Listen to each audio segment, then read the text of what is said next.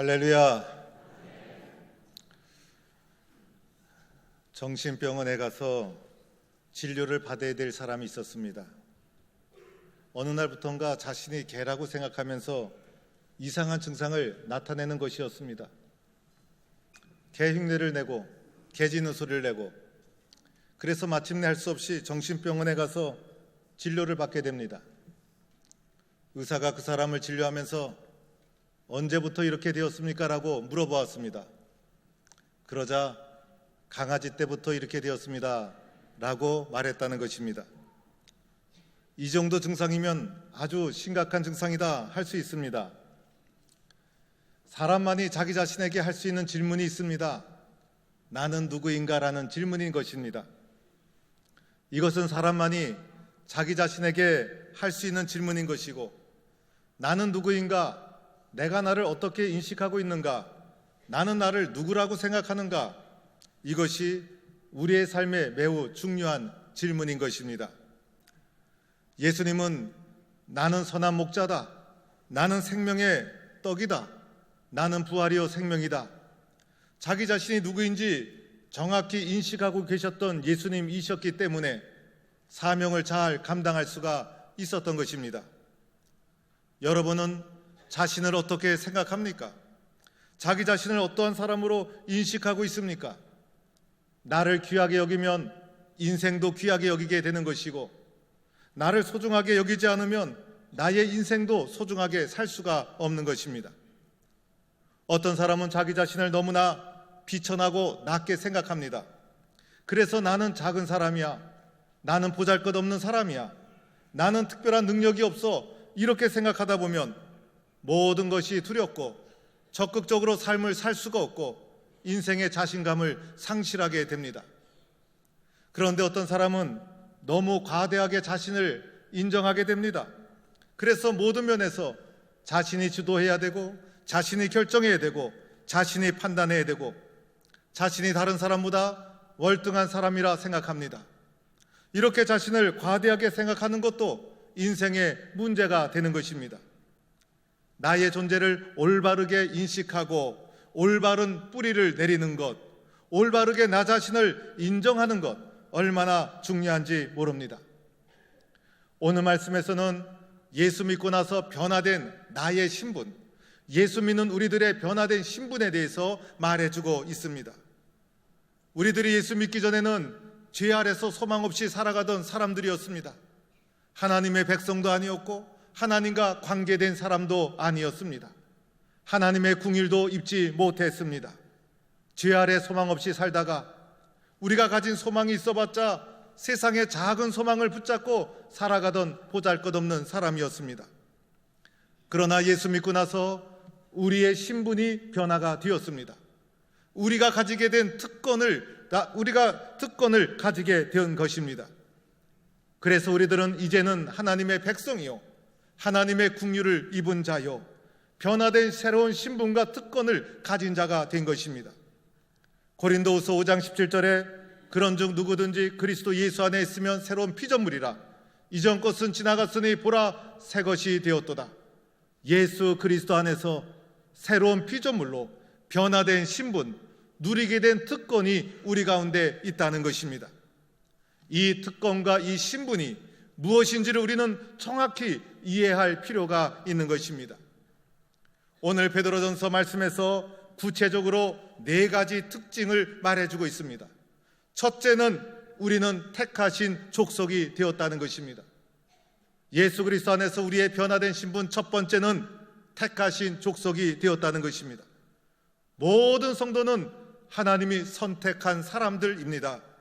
우리 모두는 하나님의 특별한 사랑과 은혜로 선택된 줄로 믿습니다. 이것이 우리의 변화된 신분이라는 거예요. 우리의 변화된 신분이요, 우리가 가지게 된 특권이라는 것입니다. 나는 하나님이 선택해 주셨다, 나는 하나님이 선택해 주셨다, 이것이 나의 변화된 신분인 것입니다. 하나님이 선택해 주시되 일방적으로 선택해 주셨죠. 하나님이 선택해 주시되 나에게 선택받을 만한 조건이 있었기 때문에 선택한 것이 아니라는 거예요. 내가 뭔가 하나님 앞에 잘해서, 내게 어떤 공로가 있어서 하나님이 나를 선택해 주신 것이 아니라 아무 자격이 없음에도 불구하고 일방적으로 나를 선택해 주셨다는 것입니다. 하나님의 선택은 또한 주권적인 선택이었어요. 하나님께서 다른 사람의 의견을 잘 청취해서 참조해서 선택한 것이 아니라 절대적인 주권을 가지고 나를 보시고 나를 인정하시고 나를 선택해 주셨다는 것입니다. 선택을 받았다는 것이 얼마나 소중한 것인지 모릅니다. 어릴 적 학교 다닐 때 선생님이 나를 선택해 주셔서 심부름 한 번만 시켜줬으면 얼마나 좋을까? 이 선택에 대한 갈급함을 가지고 있은 적이 있지 않습니까? 친구가 나를 선택해주고 사랑하는 사람이 나를 선택해주고 일터에서 선택을 받고 교회에서 선택을 받고 선택을 받았다는 것이 우리의 삶에 얼마나 소중한 가치인지 모릅니다. 나의 가치를 인정해주고 나를 선택해 주었을 때 우리들은 나를 인정해준 그분을 위해서 몸을 바치고 인생을 희생하게 되는 것입니다. 제가 모시던 교회 목사님 아들이 성악을 했어요. 그런데 이 목사님 아들이 성악을 하면서도 악길이 열리지 않아서 유럽에서 연주 활동을 하고 싶은데 적절한 일자리가 생기지 않아서 음악을 졸업하고 그때를 기다리고 있었어요. 어느 날 모집 광고가 나왔어요. 프랑스의 어떤 오페라단에서 단원을 모집한다는 거예요. 거기에 응시를 하고 가보니 딱 한 명을 모집하는데 100명이 넘는 유럽의 성악가들이 모여 있는 거예요. 그 사람들을 보니 자기보다 훨씬 노래를 잘하더라는 거예요. 너무나 안타까워서 집으로 전화했어요. 아버지 기도해 주세요. 그런데 그때 사모님은 병이 들어서 거의 굉장히 심각한 가운데 있었어요. 평생을 아들을 위해서 기도하면서 아들이 잘 되기를 원했는데 아들이 음악을 졸업하고 취업을 하지 못해서 아들이 어렵게 살아가던 그때 사모님은 간경화증으로 이제 얼마 남지 않은 이 투병 생활을 하고 있었던 상황이었어요. 아들이 오디션을 보았어요. 그런데 예상한 대로 그 오디션에서 떨어지고 말았어요. 낙심하고 기차를 타고 돌아오는데 한 통의 전화가 걸려옵니다. 전화를 받아보니 우리 오페라단에서 한 사람을 뽑으려고 했는데 당신 목소리가 꼭 필요한 사람이어서 추가로 한 명을 더 뽑기로 했습니다라는 합격 소식을 듣게 됩니다. 그때 걸려온 전화는 하나님이 자기에게 전화해 준 것처럼 들려오더라는 거예요. 하나님이 나를 찍어서 선택해 준 것처럼 들려왔다는 거예요. 그래서 사모님께서 그 아픈 가운데서도 마지막 기쁜 소식을 듣고 간절히 기도했던 것이 아름답게 응답되는 은혜를 누리며 그렇게 기쁜 소식을 듣고 선택을 되었다는 것입니다. 하나님은요, 선택한 자를 통해서 일하시는 분이십니다.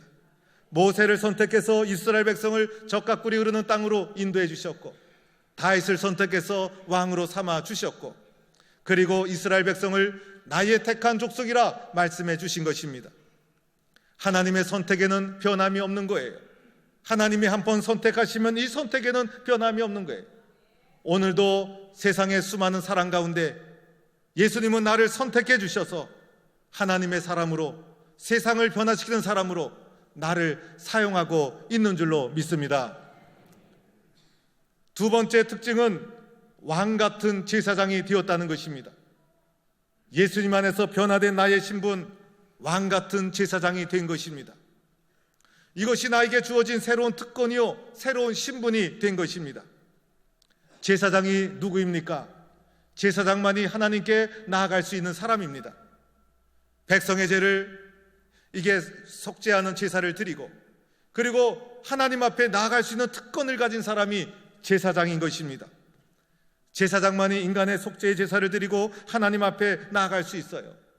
그런데 오늘 우리들을 제사장이라 부르고 있지 않습니까? 바로 내가 제사장이라는 것입니다. 내가 이제는 하나님께 직접 나아갈 수 있게 되었다는 것입니다. 그런데 제사장의 직분도 간신히 얻게 된 것이 아니라 왕 같은 제사장이다 이렇게 말씀하고 있습니다. 예수 안에 있는 우리들의 새로운 특권, 왕 같은 제사장이 되었다는 것이죠.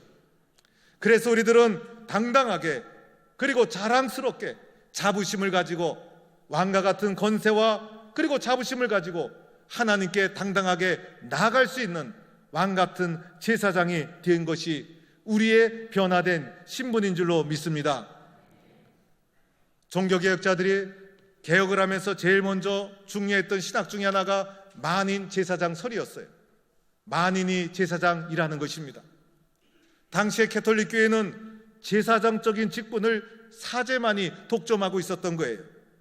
그래서 백성들과 하나님 사이에 사제가 끼어들어서 백성들의 죄를 그 사제가 고해성사로 듣고 하나님께 고해야 된다는 백성과 하나님 사이에 사제가 끼어 있었던 것입니다. 이로 인해서 많은 병폐가 일어났죠.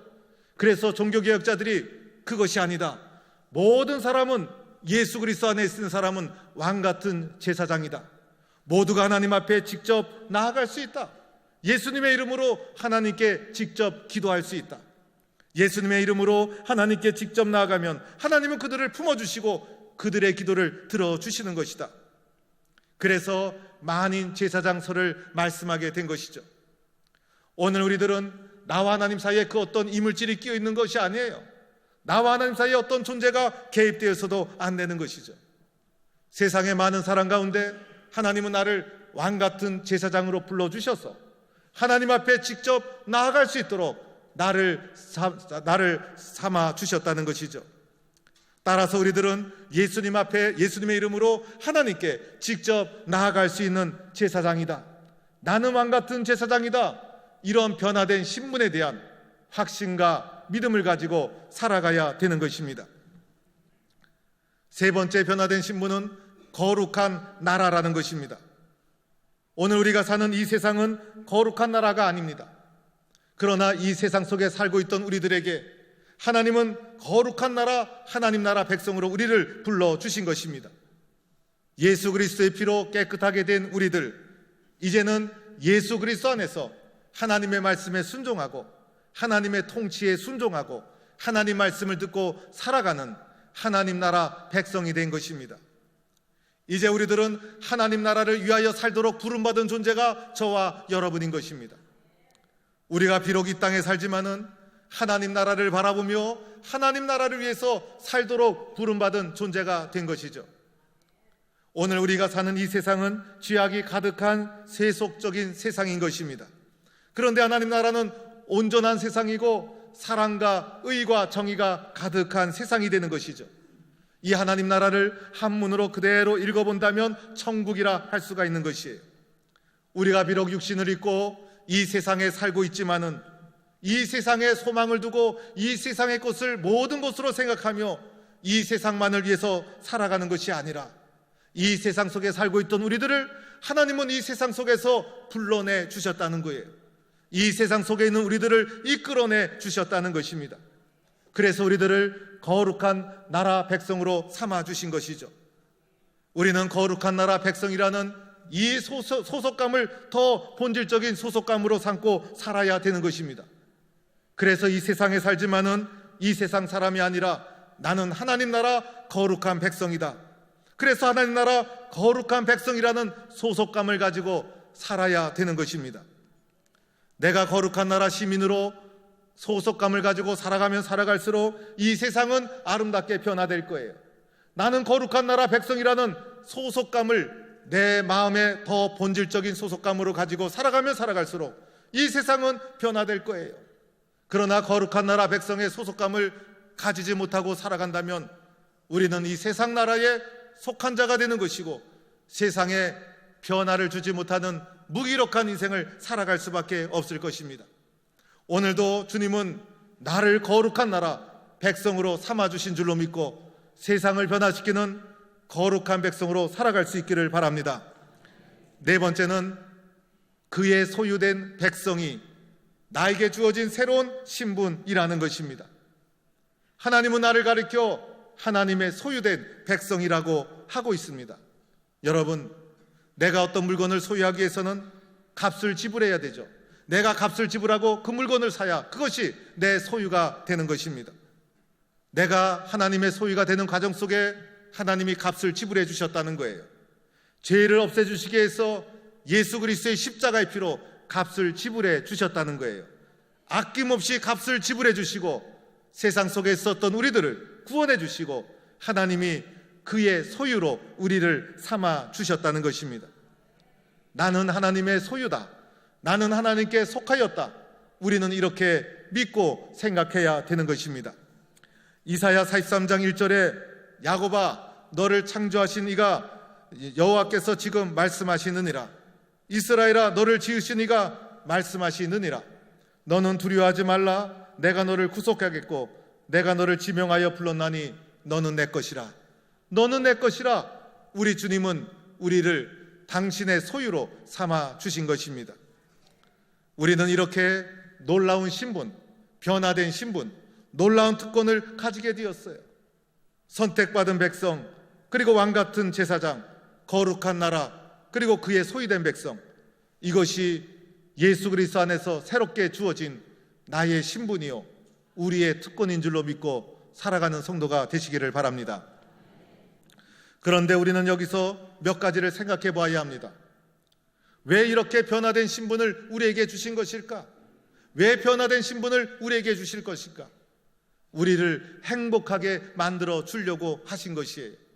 우리의 자존감을 높여주시려고, 우리 자신을 긍정적으로 생각하라고, 나의 인생을 귀하게 여기라고 우리 주님은 나에게 이렇게 변화된 신분을 주셨다는 거예요.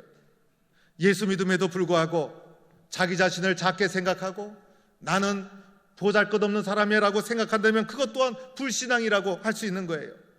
예수님 안에서 우리들은 나는 귀한 존재야. 예수님은 나를 사랑해 주셨어. 예수님께서 십자가의 피로 값주고 나를 소유 삼아 주셨어. 예수님은 수많은 사람 가운데 나를 선택해 주셨어. 하나님은 나를 귀하게 여겨 주셨어. 이렇게 하나님의 눈으로 나를 보고 예수님 안에서 자기 자신에 대해서 존귀한 믿음과 생각을 가지는 성도가 되어야 하는 것입니다. 그리고 또 하나는 왜 이렇게 우리에게 특별한 신분을 주셨는가? 왜 이렇게 특별한 신분을 주셨는가를 생각해 봐야 합니다. 왜 보잘것없는 나에게 하나님은 특별한 신분을 주셨는가? 그것은 오늘 9절 말씀에 나와 있는 것처럼 아름다운 덕을 선전하게 하시려고, 하나님께서 베풀어 주신 아름다운 덕을 선전하게 하시려고, 하나님께서 우리에게 베풀어 주신 그분의 사랑, 그분의 은혜, 그분의 그 사랑을 세상 속에 선전하게 하시려고, 세상 속에 나타나게 하시려고 보잘것없는 나를 불러서 나에게 특별한 신분과 특권을 허락해 주셨다는 것입니다. 사랑하는 성도 여러분, 오늘 우리는 베드로 전서 2장 9절 10절 말씀을 보았어요. 베드로 사도가 사역을 했을 당시에 시대 상황이 어떠했을까? 그 당시는 고난의 시대였어요. 핍박이 있었고 예수 믿는다는 이유로 멸시를 당하고 추방을 당하고 예수 믿는다는 이유로 일자리를 잃어버리고, 그리고 그들이 살아가는 사회가 다신교적인 사회여서 믿음이 변질될 위험성이 항상 그들 가운데 있었던 것입니다. 이런 환경 가운데 믿음을 지키는 것 쉬운 일이 아니었어요. 이런 가운데 말씀을 붙잡고 살아가는 것 너무나 어려운 일이었어요. 그래서 베드로 사도는 성도들에게 우리의 변화된 신분이 무엇인지, 예수님 안에서 우리가 누리게 된 특권이 무엇인지를 분명히 알아야 된다. 그것을 분명히 할 때 너희들은 세상을 이길 수가 있는 것이다. 그래서 초대교회 성도들은 고난이 찾아올 때마다 이렇게 생각했던 것이에요. 나는 비록 육신적으로는 보잘것없지만은 하나님이 선택해 준 존귀한 사람이야. 나는 이렇게 보잘것없지만은 예수 그리스도 안에서 나는 왕같은 제사장이야. 세상에서 어렵고 힘든 일이 부닥칠 때마다 나는 하나님이 불러주신 거룩한 나라 백성이야. 나는 누가 뭐라 그래도 하나님의 소유야. 나의 주인은 하나님이야. 이런 고백과 믿음을 가지고 시련과 어려움을 이겨 나갔던 것입니다. 오늘 우리도 힘들고 불완전한 시대를 살아가고 있습니다. 하루하루를 살아가는 것이 너무나 힘들 때도 있습니다. 그러나 이때일수록 예수 그리스도 안에서 주어진 이 존귀한 신분, 주님이 우리에게 주어주신 이 존귀한 특권을 우리가 마음속 깊이 받아들여서 주님, 부족한 저희들을 택해 주셨죠. 우리들은 왕 같은 제사장이죠. 거룩한 나라 백성이죠. 나는 주님의 소유죠. 이런 변화된 신분에 대한 분명한 고백과 믿음을 가지고 주님 앞에 살아가는 성도가 되기를 주의 이름으로 축원합니다.